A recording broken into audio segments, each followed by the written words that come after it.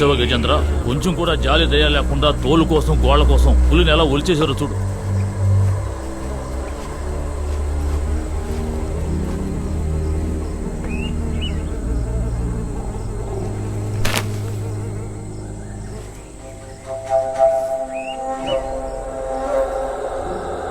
కొంచెం సేపు ముందే ఇది జరిగింది. మన ముత్తాతలు తాతలు చూసిన జంతువుల్లో సగం మన అయ్యలు చూడలేదు, మన అయ్యలు చూసిన జంతువుల్లో సగం మనం చూడలేదు. ఇవాళ మనం చూస్తున్న జంతువులు మన తర్వాత తరం చూడడానికి మిగులుతాయో లేదో తెలియదు. అంతా పేరాస వ్యాపారం. చెట్ల నరికి దొంగలు ఎత్తుకుపోతున్నారు, ఏనుగులు చంపి దంతాలు ఎత్తుకెళ్ళిపోతున్నారు, అడ్డైన వాళ్ళు కింద నుంచి వచ్చి కారుని వలకాడు చేస్తున్నారు.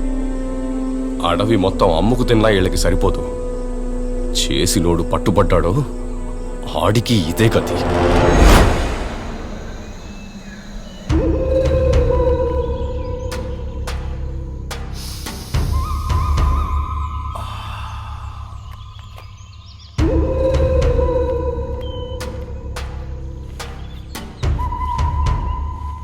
ఎరా, అడవిలో మొత్తం 25 పులులున్నాయని లెక్క కట్టారు.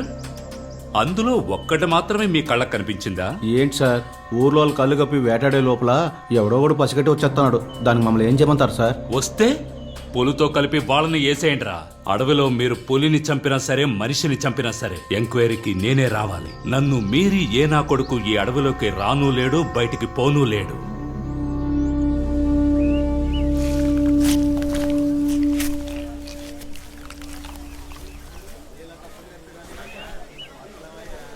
ఏంది తెల్లారదాకా పిండుతాడా ఏంది?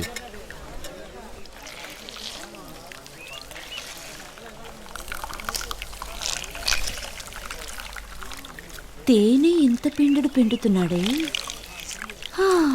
ఎంత మొరటుతనం. అయ్యయ్య, ఏం బా త్వరగా అయ్యబ్బా, ఇంట్లో చాలా పని ఉండదు.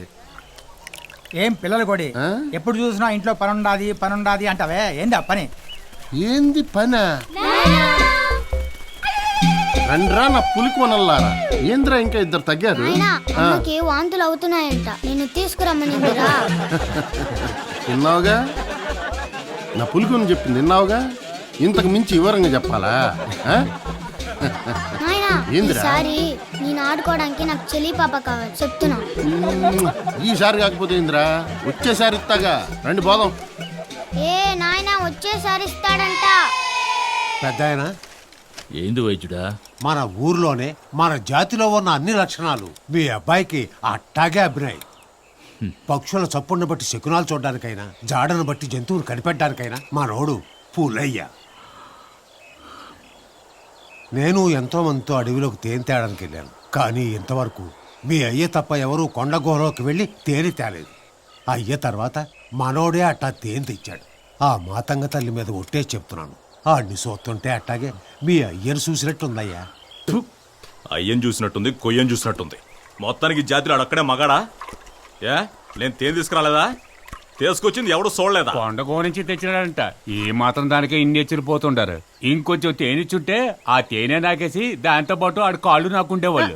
మన ఇంట్లో సమస్యలు చాలవేంది, ఇప్పుడు ఆ ఇంటి సంగతి మీ ఇద్దరికి ఎందుకయ్యా? నువ్వేందే మధ్యలో పానకంలో పుడకలా వస్తావు? మన ఇంట్లో బిడ్డ వయసుకొచ్చి 6 ఏళ్ళు అయింది. పెళ్లి చేసుంటే ఈ పాటికి 10 మందిని కనేది. దాని గురించి మీరేమైనా పట్టించుకుంటున్నారా? ఇంట్లో కుదురుగా ఉంటుందా? చిన్న పిల్లలతో చేరి అడివంతా తిరుగుతోంది.